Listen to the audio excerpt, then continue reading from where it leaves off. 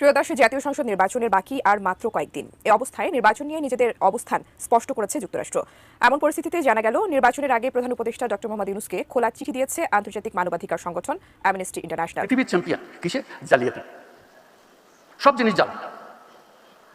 বহু দেশ আমাদের পাসপোর্ট গ্রহণ করে না, ভিসা জাল, পাসপোর্ট জাল। আপনারা নিশ্চয় পত্রিকায় দেখেছেন আমেরিকান ভিসা জাল। এটা একটা জালিয়াতির কারখানা বানিয়েছে। জালিয়াত শব্দটার অর্থ কি সেটা যদি অভিধানে ঘাটাঘাটি করে দেখেন তাহলে দেখবেন যে জালিয়াত শব্দের অর্থ হচ্ছে এমন ব্যক্তি যে কিনা প্রতারণা করে, প্রবঞ্চক, মানে যে কিনা ধোঁকা দেয় অন্য মানুষকে। তাহলে ধোঁকার এর চেয়ে বড় উদাহরণ হতে পারে? যেই সরকার প্রধান কমাস আগে বলেন যে আমরা কোথাও যাব না, সারা পৃথিবী আমাদের কাছে আসবে, সেই মানুষ এখন কেন বলছেন যে বাংলাদেশের মানুষকে কেউ নিতে চায় না কারণ তারা জালিয়াত? আসসালামু আলাইকুম। মানে ডক্টর মোহাম্মদ ইউনূস এই কথা বলবে, এইটা আসলে মানে এতদিনে এসে তিনি এই কথা বলছেন যে বাংলাদেশ জালিয়াতির দিক থেকে 1 নম্বরে আছে এবং এই বিষয় নিয়ে অ্যামনেস্টি খুবই গুরুত্বপূর্ণ একটা বার্তা দিয়েছে। প্রিয় দর্শক শ্রোতা মণ্ডলী, কথা বেশি বাড়াবো না, আপনাদের গুরুত্বপূর্ণ কিছু ভিডিওর বিশেষ অংশ দেখাতে চাই। সেই বিশেষ অংশটুকু দেখলে পরে আপনাদের মাথা ইতিমধ্যে মানে টাল হয়ে যাবে যে এইটা কি বলছে ডক্টর ইউনূস, ও মাই গড। হ্যাঁ, এরকম কিছু একটা। তো চলেন কথা না বাড়িয়ে আমরা মূল আলোচনায় চলে যাই। আশা করছি পুরো ভিডিও জুড়ে আমাদের সাথে থাকবেন। পৃথিবীর চ্যাম্পিয়ন কিসে? জালিয়াতি। সব জিনিস জাল। বহু দেশ আমাদের পাসপোর্ট গ্রহণ করে না, ভিসা জাল, পাসপোর্ট জাল। আপনারা নিশ্চয় পত্রিকায় দেখেছেন আমেরিকান ভিসা জাল। এটা একটা জালিয়াতির কারখানা বানিয়েছে। আমরা আমাদের বুদ্ধি আছে, না হলে জালিয়াতি করতে পারতাম না, কিন্তু খারাপ কাজে লাগাচ্ছে।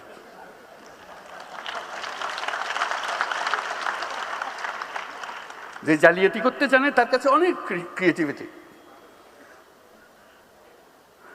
আমি মধ্যপ্রাচ্যের একটা রাষ্ট্রের মন্ত্রীর সঙ্গে আলাপ করছিলাম।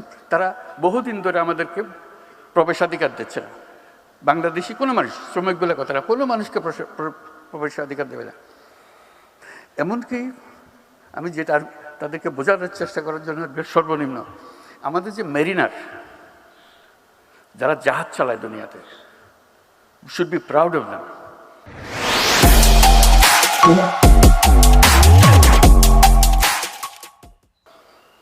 দে আর লিডিং দ্য ইন্ডাস্ট্রি।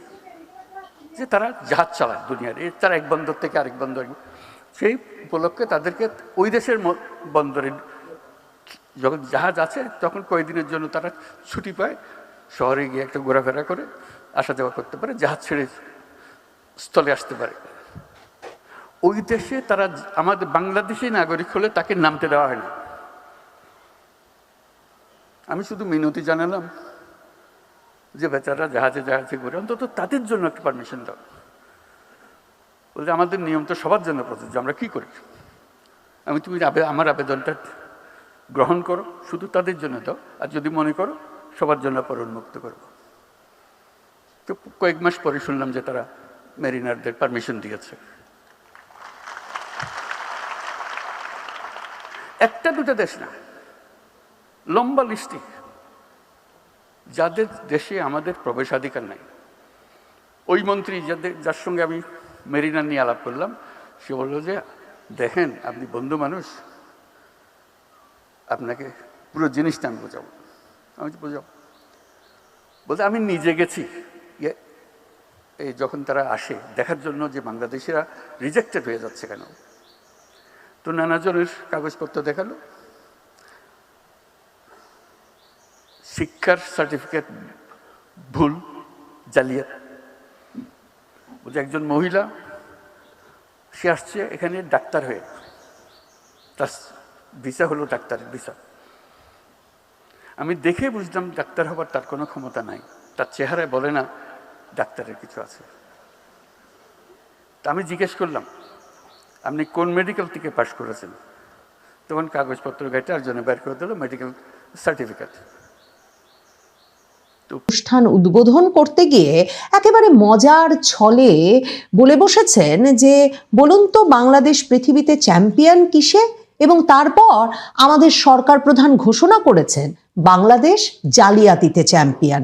সব জিনিস জাল, বহু দেশ আমাদের পাসপোর্ট গ্রহণ করে না, ভিসা জাল, পাসপোর্ট জাল। তিনি বলেন একটা জালিয়াতের কারখানা বানিয়েছি আমরা। প্রধান উপদেষ্টা বলেন বাংলাদেশ একটা বিষয়ে পৃথিবীর চ্যাম্পিয়ন। এখন আপনাদের সবার জানা আছে হয়তো, তবু আমি আবার বলবো, বাংলাদেশ পৃথিবীতে চ্যাম্পিয়ন কিসে? জালিয়াতিতে। ডক্টর ইউনূস বলছেন আমি মধ্যপ্রাচ্যের একটা রাষ্ট্রের মন্ত্রীর সঙ্গে আলাপ করেছিলাম, তারা বহুদিন ধরে আমাদের প্রবেশাধিকার দিচ্ছে না, বাংলাদেশের কোনো মানুষকে প্রবেশের অধিকার দেবে না। মানে ভাবা যায় এই ডক্টর মোহাম্মদ ইউনূস জুলাই সনদ স্বাক্ষরের দিন সংসদ ভবনের দক্ষিণ প্লাজায় যে বিরাট শামিয়ানা বেঁধে তারা জুলাই সনদ স্বাক্ষর অনুষ্ঠান করলেন, যে অনুষ্ঠানে এই অক্টোবরের 17 তারিখ কয়েক মাস আগে দাঁড়িয়ে প্রধান উপদেষ্টা ঘোষণা দিলেন যে জুলাই সনদ স্বাক্ষরের মাধ্যমে বাংলাদেশ বর্বরতা থেকে সভ্যতায় এলো, সেই অনুষ্ঠানে তো ডক্টর মোহাম্মদ ইউনূস ঘোষণা করেছিলেন যে এখানে 18 কোটি মানুষের মধ্যে অর্ধেক মানুষ হলো 27 বছরের নিচে, এটাই আমাদের সবচেয়ে বড় সম্পদ এবং সারা দুনিয়া অবাক বিস্ময়ে নাকি আমাদের দিকে তাকিয়ে আছে, কখন আমরা তাদের সাহায্য করব এই তরুণদেরকে পাঠিয়ে, কারণ সারা দুনিয়াতে তরুণদের অভাব। মনে আছে আমাদের এই সরকার প্রধান তখন আমাদেরকে বলেছিলেন যে শুধু বাংলাদেশ না, পৃথিবীকে পরিবর্তন করার সুযোগ নাকি আমাদের কাছে চলে এসেছে, এবং তিনি বলেছিলেন আমাদের কাছে দরখাস্ত আসছে, আমাদের কাছে এতজন পাঠান, আমাদের কাছে যত পারেন পাঠান। মানে ডক্টর ইউনূসের কাছে তখন অক্টোবর মাসে দরখাস্ত আসছিল, এবং তিনি বলছেন এটা তো 2025 সালের কথা, 2026 সালে কি বলবে, 2027 সালে কি বলবে, তখন নাকি হাত জোড় করে করে বিশ্বের বিভিন্ন দেশ থেকে আসবে আর বলবে আপনাদের তরুণদের আমাদের কাছে পাঠান, আমাদের কাছে পাঠান, কারণ এত তাজা শক্তি দিতে পারে, এত সৃজনশীল মানুষ দিতে পারে, এত বিশ্বস্ত মানুষ দিতে পারে। আমি কিন্তু কোট করে পড়ছি, ডক্টর ইউনূস অক্টোবরেও বললেন এত সৃজনশীল, এত তাজা শক্তির, এত বিশ্বস্ত মানুষ দিতে পারে এমন দেশ খুঁজে পাওয়া যাবে না।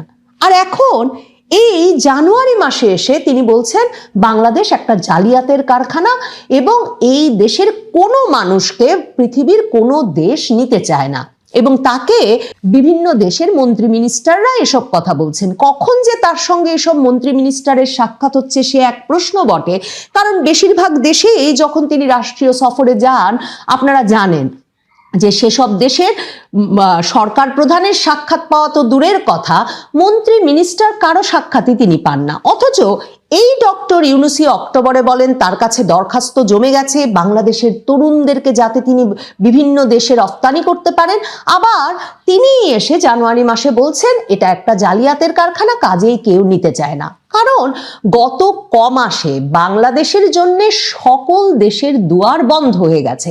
যুক্তরাষ্ট্র, যুক্তরাজ্য এসব দেশে যাওয়ার পথ তো একরকম রুদ্ধ হয়েছে বটেই, এমনকি থাইল্যান্ড, মালয়েশিয়া এসব দেশেরও ভিসা পাওয়া যাচ্ছে না, ভিসা পাওয়া যাচ্ছে না, সিঙ্গাপুর, ভিয়েতনামেরও, এমনকি নেপাল, ভুটানেও গিয়ে পৌঁছানোর পর আবার ফিরতি প্লেনে বাংলাদেশিদেরকে পাঠিয়ে দেওয়া হচ্ছে এই ইউনূস আমলে। আমি এই যে আমাদের সকলকে ঢালাও হারে পুরো দেশকে তিনি জালিয়াত বলে দিলেন, এটা শুনে ভাবছিলাম যে দুর্নীতিতে বিশ্ব চ্যাম্পিয়ন ঘোষণা করার পর কোন আমলে বাংলাদেশ পরপর দুর্নীতিতে চ্যাম্পিয়ন হয়েছিল, সেই কালিমা যদি সারা জীবনভর ওই সরকারকে বহন করতে হয়, মানে বিএনপি সরকারকে, খালেদা জিয়ার সরকারকে বহন করতে হয়, তাহলে এই দুর্নাম যে কোন সময়ে বাংলাদেশ জালিয়াতের চ্যাম্পিয়ন হয়ে উঠল এবং সরকার প্রধান নিজেই সেই স্বীকৃতি দেওয়ার প্রয়োজন বোধ করলেন ঢাকার সম্মেলন কেন্দ্রে দাঁড়িয়ে অভ্যাগত সুধীর সামনে, তাহলে সে দায় কেন ডক্টর মোহাম্মদ ইউনূস নেবেন না? জালিয়াত শব্দটার অর্থ কি সেটা যদি অভিধানে ঘাটাঘাটি করে দেখেন তাহলে দেখবেন যে জালিয়াত শব্দের অর্থ হচ্ছে এমন ব্যক্তি যে কিনা প্রতারণা করে, প্রবঞ্চক, মানে যে কিনা ধোঁকা দেয় অন্য মানুষকে। তাহলে ধোকার এর চেয়ে বড় উদাহরণ হতে পারে? যেই সরকার প্রধান কমাস আগে বলেন যে আমরা কোথাও যাব না, সারা পৃথিবী আমাদের কাছে আসবে, সেই মানুষ এখন কেন বলছেন যে বাংলাদেশের মানুষকে কেউ নিতে চায় না কারণ তারা জালিয়াত? মানে কে কাকে প্রতারণা করছে? প্রতারণার ভার মানে কোন দিকে বেশি, আর কে কাকে জালিয়াত বলছে? এই প্রশ্নগুলো নিশ্চিতভাবে ডক্টর মোহাম্মদ ইউনূস যখন এমন একটা অপমানজনক কথা বাংলাদেশের বাকি মানুষের উদ্দেশ্যে বললেন, তখন নিশ্চয়ই মনে জাগে। ডক্টর মোহাম্মদ ইউনূস হচ্ছেন ওই মানুষ যিনি কিনা বহু বহু দশক ধরে পৃথিবীর দেশে দেশে দারিদ্রকে জাদুঘরে পাঠিয়ে দেব এমন একটা প্রতারণামূলক প্রতিশ্রুতি, মানে যেটা উনি নিজে জানেন যে কখনো সম্ভব নয়, সেই প্রতারণামূলক প্রতিশ্রুতির গল্প পৃথিবীর দেশে দেশে ছড়িয়ে, কিংবা 3-0 তত্ত্ব পৃথিবীর দেশে দেশে দিয়ে তিনি একরকম করে খাচ্ছিলেন। সে কারণেই সম্ভবত মুখে যা আসে সেটাই বলে দিতে ডক্টর মোহাম্মদ ইউনূসের একটুও বাধে না। এই অনুষ্ঠানেই, ঢাকার এই অনুষ্ঠানেই যেখানে তিনি বাংলাদেশের সাধারণ মানুষকে জালিয়াত বললেন, সেই অনুষ্ঠানেই তিনি বলে বসেছেন যে সরকারি কর্মকর্তাদের 5 বছরের বেশি চাকরি করা উচিত না। তিনি বলেছেন যে তাহলে নাকি তাদের মাইন্ড সেট হয়ে যায়, সৃজনশীলতা নষ্ট হয়, কাজেই সরকারের প্রতিটা প্রতিষ্ঠানকে 10 বছর পর পর নতুন করে শুরু করা উচিত, কারণ সময়ের সঙ্গে সঙ্গে লক্ষ্য পরিবর্তন হলেও মানুষরা সেই প্রতিষ্ঠানে পুরনো ধ্যান ধারণা নিয়ে বসে রয়েছেন। ভাবুন তো, কোন ব্যক্তি এমন কথা বলছেন যে সরকারি চাকরিও নাকি 5 বছরের বেশি কোনো কর্মকর্তার করা উচিত না, 10 বছর পর পর নতুন করে প্রতিটি প্রতিষ্ঠানের নিজেদের গড়ে তোলা উচিত? সেই ব্যক্তি বলছেন যিনি কিনা বছরের পর বছর বাংলাদেশের সরকারের সঙ্গে মামলা লড়েছেন, পৃথিবীর বিভিন্ন দেশের প্রভাবশালী মানুষদের দিয়ে বাংলাদেশ সরকারের উপর চাপ প্রয়োগ করেছেন এবং এরপর বাংলাদেশ সরকারকে ফেলেই দিয়েছেন। সেই অভিযোগে, সেই ক্ষোভে যে তাকে 65 বছর বয়সে বাংলাদেশের ব্যাংক পরিচালনার যে নীতিমালা, সেই নীতিমালা অনুযায়ী গ্রামীণ ব্যাংকের প্রধান ব্যবস্থাপকের পদ থেকে সরকার সরে যেতে বলেছিল। মানে 65 বছর বয়সেও তিনি কিন্তু মনে করেন নাই তার প্রতিষ্ঠানের নতুন করে শুরু করার প্রয়োজন আছে, কিন্তু একরকম প্রলাপের মতো তিনি ঘর ভর্তি, মিলনায়তন ভর্তি। 1 নম্বরে আছে এই কথা বলেছে ডক্টর মোহাম্মদ ইউনূস। হ্যাঁ, তার আগে কিন্তু এমিনিস্ট বা বিভিন্ন গণমাধ্যম থেকে আমরা বিভিন্ন বিদেশি গণমাধ্যমে কিন্তু এই খবরটা পেয়েছি যে বাংলাদেশ জালিয়াতের দিকে 1 নম্বরে। এটা কিভাবে হলো, কেমনে হলো? গত 17 বছর মানে যেই ঘটনাগুলো ঘটে গেছে এবং শেখ হাসিনা যাওয়ার পরে আরো প্রায় 2 বছরের মতো হয়েই যাচ্ছে, তো এই যে এতদিনে বাংলাদেশ আসলে জালিয়াতি 1 নম্বরে হয়ে গেল কিভাবে? বাংলাদেশে এত জালিয়াতি হয়, এত দুর্নীতি হয়? হ্যাঁ, এটা আসলে জানার পর অনেকেই মাথার উপর যেন কাঁঠাল ভেঙে পড়ছে যে ডক্টর মোহাম্মদ ইউনূস তাহলে 17 বছর মানে 17 মাসে 18 মাসে কি করলেন? তিনি কিছুই করতে পারেন নাই, যেটা মনে হচ্ছে তিনি কিছুই করতে পারেন নাই। তবে যাই হোক, এটা আসলে ব্যর্থতার দায় কে নেবে, কার ঘাড়ে যাবে, এটা আপনারাই নির্ধারিত করবেন বা কি হবে আগামী দিনে। তবে দিন শেষে একটা কথাই বলবো, যেটাই হোক বাংলাদেশের জন্য ভালো হোক, এবং ডক্টর ইউনূস নিজের মুখে কিন্তু এই কথা স্বীকার করে নিয়েছেন। ধন্যবাদ সকলকে। লিখবেন মতামত।